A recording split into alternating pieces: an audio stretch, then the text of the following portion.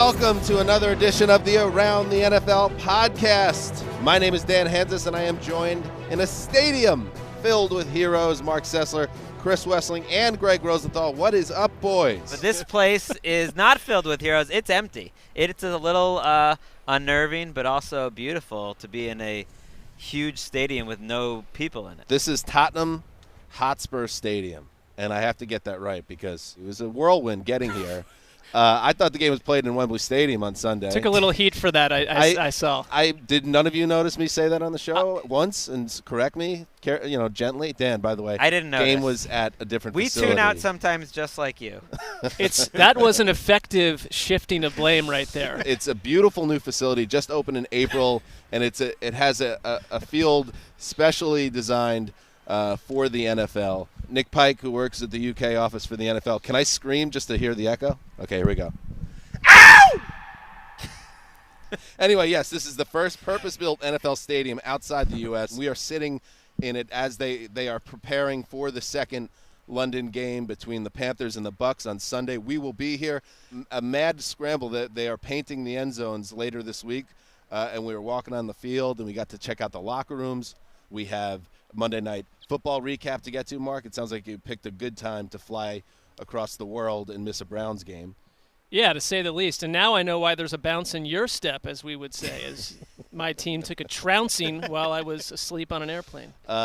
You're a sick man. I'm excited to be in London. I don't care about your crappy team that much. We also will do a segment, great moment on the plane, a couple great moments on the plane. Greg and I are in the same row on Virgin Atlantic, which great job by you, Virgin Atlantic.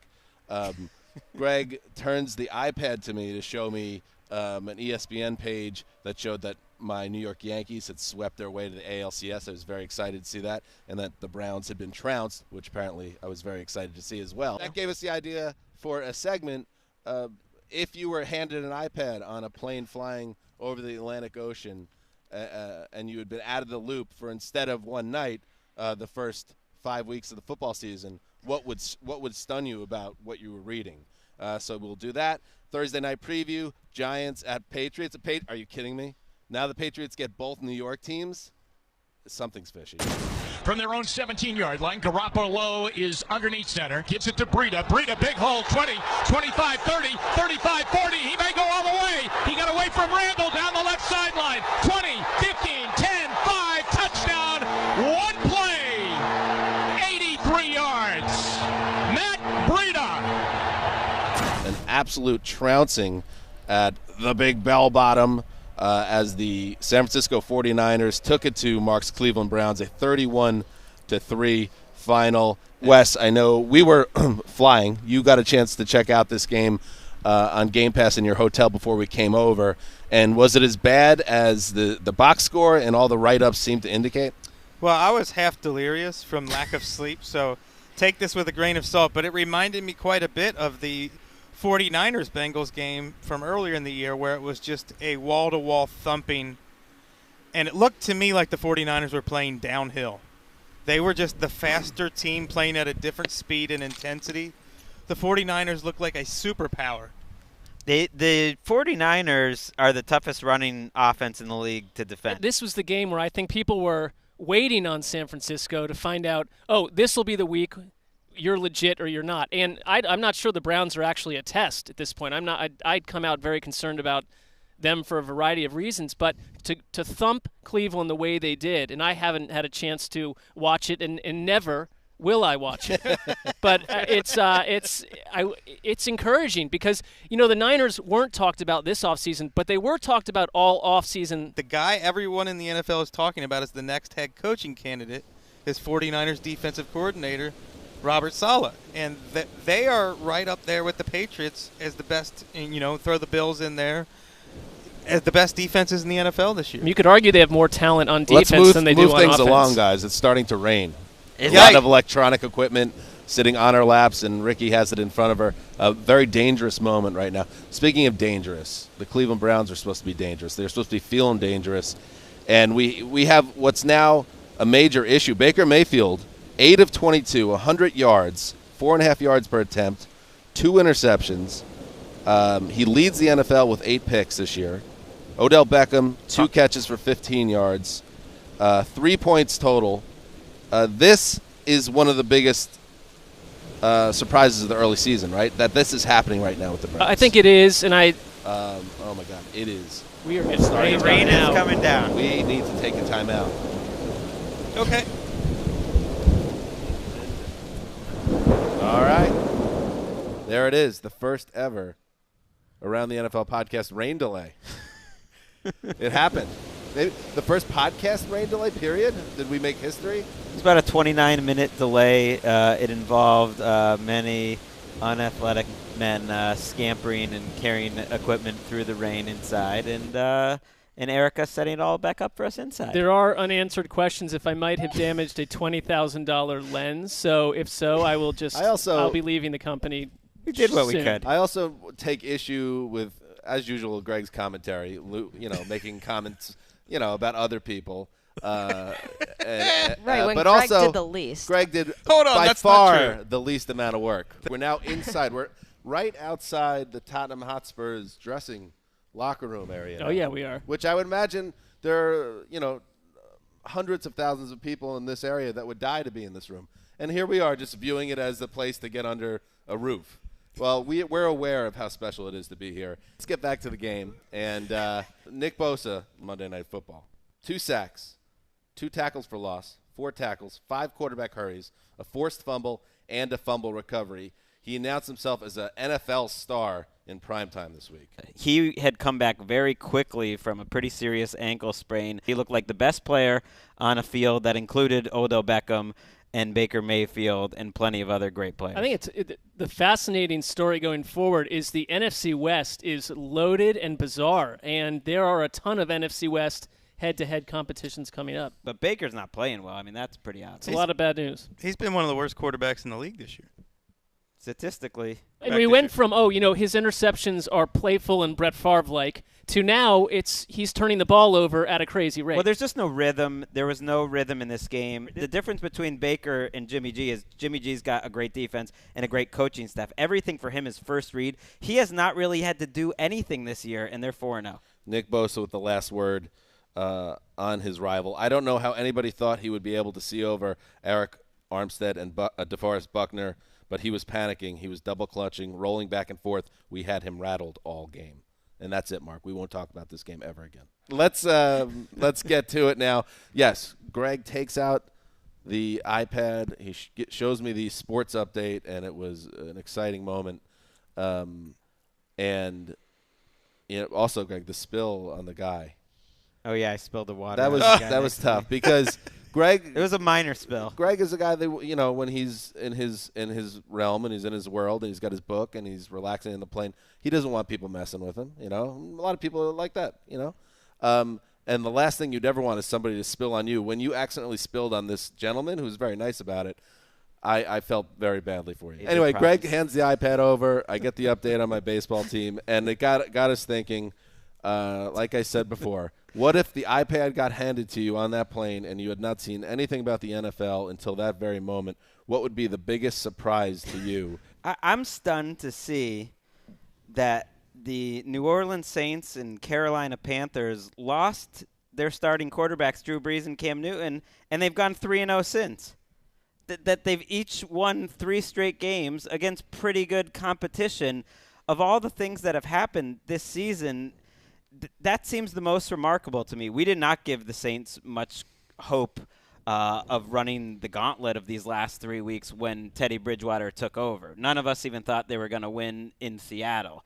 Wes locked them up, and we all agreed with him in the room like that was a game that they were not going to win. That seems a little less surprising for the Panthers to rally around Kyle Allen, who's had his moments, and certainly the rest of the team has too. That to me is as stunning as anything, and it proves in the NFL, it's such a cliche, but it's such a team game. Even if this coma that we're in for the first part of the season began after that Thursday night loss to the Bucs, we'd be surprised that the Panthers did this. We were talking about the coach being flushed out, Cam Newton gone forever, etc. Yeah, Kyle Allen has had some moments, really, the first game, but they've really rallied around the greatness of Christian McCaffrey. And with the Saints, I guess what surprised me, or is what's been the most impressive, is they're getting better every week. I mean, they are scary. There's- Wes, I'm handing you the iPad. Well, I'm looking at this as let's say I'm a Steelers fan. I look at this iPad. Oh my God. My team is 1-4 with an undrafted 4-string rookie quarterback about to make his first NFL start, and the Dolphins have my non-lottery protected first-round draft pick. Rough sitch. That's a surprise when I look at that iPad. You'd be landing in that's Pittsburgh in an hour with a lot of turmoil That's going on beyond inside. a worst-case scenario. His nickname is Duck. He's like a 1925 quarterback with a leather helmet. Mark, take the iPad. What do you see? The story that I would be clicking into article after article after article as an odyssey that took us to such bizarre places, but that I don't want to rehash entirely right now because everyone knows so much about it, is the odyssey of Antonio Brown and what happened. If you went to bed in August and you woke up now, the fact that at any point he went to the Patriots and things got even worse from everything that you knew about in Hard Knocks and the way it ended with Oakland, all that. But I want to spin it more positively, that a team that has changed the way I feel about them, that I can't wait for them to play each week to check them out, is the Lions. And I'm not saying that they have a roster filled with magical parts like some of these teams that are leading the division and soaring towards the playoffs, but the Lions to me have been dead weight for a decade plus, dating back forever, and have never had any belief in them. And I can't stand their dome and all this other stuff that I railed against them, their uniforms, everything from start to finish. Matt Patricia, who I thought had come close to a player revolt at points in his first year, has instilled some different type of culture in Detroit where he's got the right type of players, and that meant bringing in some Patriots guys, some known products.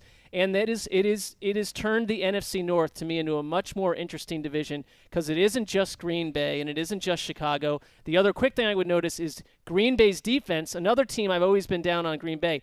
Their defense, and they're not perfect either, but the way that they can hassle a quarterback. And You're cheating right now. Why? Yeah, there's two surprises. There's three. Well, I the mean, NFC North being a division that I enjoy. When I've really disliked the NFC North, and I can't explain why. I'm still Dating trying to back get over this whole childhood. Antonio Brown thing. Well, This guy's not even in the league anymore. Haven't we spit through that? The Antonio scenario? Brown thing is outrageous. The Patricia thing, I agree. I'm totally surprised because it seemed like after year one, I hogged the iPad. he was going the way of so many other Belichick disciples, where you go it alone and flame out. Darrell Bevell was a great hire by him. If you look at the way they're producing on offense, things went so well with Jim Bob Cooter initially, and then that stopped working last year. Their running game is up 17 yards a game, and Matthew Stafford, who before the season, Wes, I remember us talking about who is Matthew Stafford, what is he? Through 4 weeks, he's got career best rates in yards per attempt, adjusted yards per attempt, yards per completion. And he's attempting the ball down the field more than any quarterback this year. On average, he's throwing deeper passes. Well, they've gone up in one of the most crucial stats I think that every NFL team tracks, which is the Around the NFL podcast usage rate. The Detroit Lions barely mentioned for many months in the offseason. Now we can't get through a show without talking about the Detroit Lions. We love them. If we had a team Our of ATL pennants. this year, maybe it'd be They the might be Detroit it. Lions. Wait a second. Whoa. Not Wait only- a second. Not only are they fun to watch, they've got a better point differential than the 4-1 first-place New Orleans Saints. Do we have a team of ATN? Whoa, out of nowhere. Hit the music. Is it coming naturally? Mark, I thought you were going, when you mentioned Antonio Brown during your winding narrative there, I thought you were going to give the Raiders some shine, and John Gruden specifically, because if you went out of pocket at the end of training camp, right after Hard Knocks ended, and right when Antonio Brown was hiring a social media expert to craft tweets that would get him fired by his team, and the Raiders got absolutely savaged for the experiment, which, is fair in the moment to do that. There was nobody that said, well, the Raiders, not only are they going to survive without Antonio Brown, they are going to be absolutely in the mix, and they're even going to go to London and beat up the Bears and win a game. They are 3-2 heading into their bye week, and they are not a great team. I don't think they are going to be someone that puts a scare into any AFC superpower, but it is undeniable thus far from what we've seen that there is progress in the John Gruden empire here from year one to year two. That's progress. How about you hand me the iPad and I check out the NFC West standings, and the Rams are in 3-2, but they're in third place. This is the best division of football. Forget the NFC North. But I think the Rams with the 49ers coming in this week, and we can talk about that on the preview show, obviously they have to be a little worried here because you do not want to be third place in your own division. This becomes a monster game this week. And all three, I don't think they're fluky. I think they're talented, and I'm looking forward to watching these three teams play each other all season. I'd point to one thing, too, that the Niners, coming off that game, you're 4-0, see you, but there isn't one clear-cut dominant team in my mind. Before we get out of here, Thursday Night Football. The Demon travel to Foxborough. Oh, the Pats. Let's calm down, Patriots fans. I've seen these articles. Is this the best Patriots defense ever? Are you kidding me? Did anyone watch football in the beginning of the aughts? Those teams were insanely talented on all three levels, dominated opponents, and did it throughout the playoffs. This team is dominating cream puffs. It's the 2019 season. I'm not sure if they're a top 5 defense. I think they probably are, but let's calm down with all the combined record so far of New England's opponents, 5-19. Whoa. All right, let's get to this game. Daniel Jones against Tom Brady. Interesting matchup between a 22-year-old passer and a 42-year-old passer. Who will last longer in the league? Not clear at this point. Do we expect a game at Foxborough? You know, the people in the desert don't. And I can see why, because the Giants are going to be without Sterling Shepard. It sounds like Saquon Barkley is still a long shot to play. Wayne Gallman might not play. And I think we saw last week against the Vikings what can happen when this Giants offense plays a more talented defense with a coordinator who knows how to attack a rookie. Daniel Jones, it certainly wasn't all on him, but he's not enough to save this organization right now. Well, no, and then you lose Sterling Shepard, you lose Saquon Barkley. So he's been playing without some of their best players, and you're expecting him to repeat these heroics that he did against the Buccaneers. This is a bad team, and they've been playing like a bad team. And the bigger thing is they never have the ball because their defense can't get a stop. Belichick absolutely adores facing young rookie quarterbacks. I'd put it at the level of I would be utterly humanly shocked if the Giants won this game. All right, it is time for the 2-minute drill presented by Oikos 000. Here we are at Tottenham Hotspur Stadium, where we'll be watching the Panthers and the Bucks on Sunday. Greg, what are you looking forward to in this game?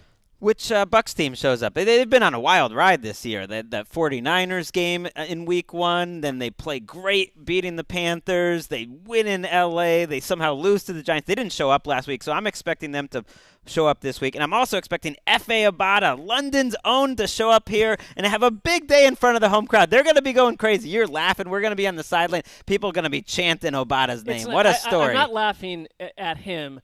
It's just, it is spot-on Greg business that you bring up a London-based item in this segment. A man who had barely played football. He grew up on the streets of London wanting to play in this league, and he comes back here.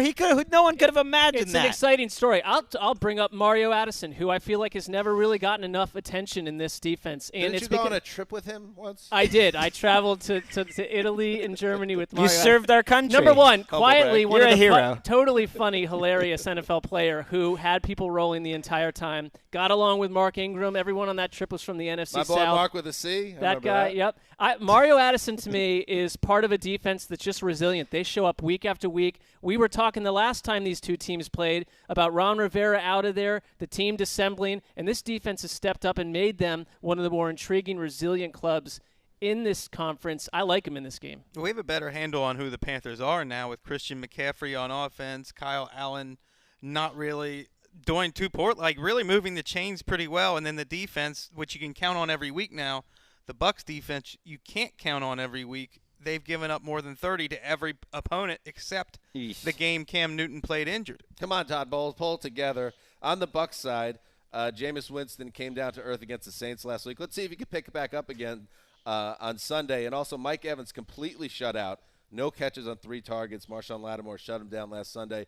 I expect a bounce-back game from him, or at least his fantasy. I don't like these. Too. Yeah. And Shaq Barrett finally also completely blanked.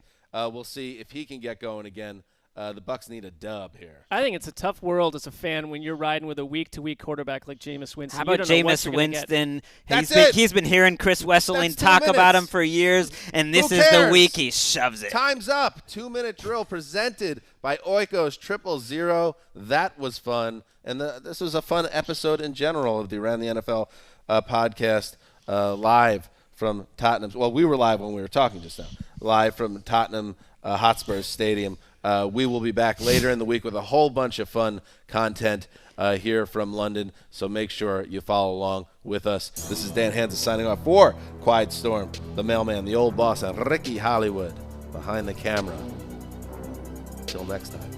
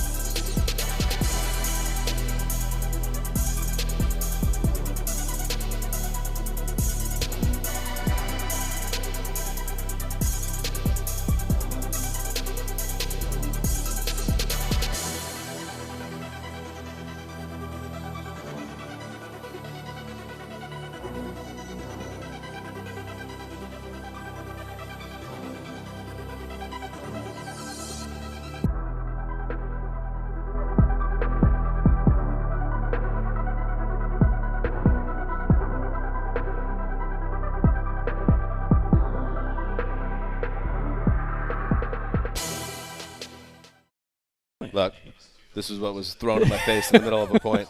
Sorry. Between two ferns.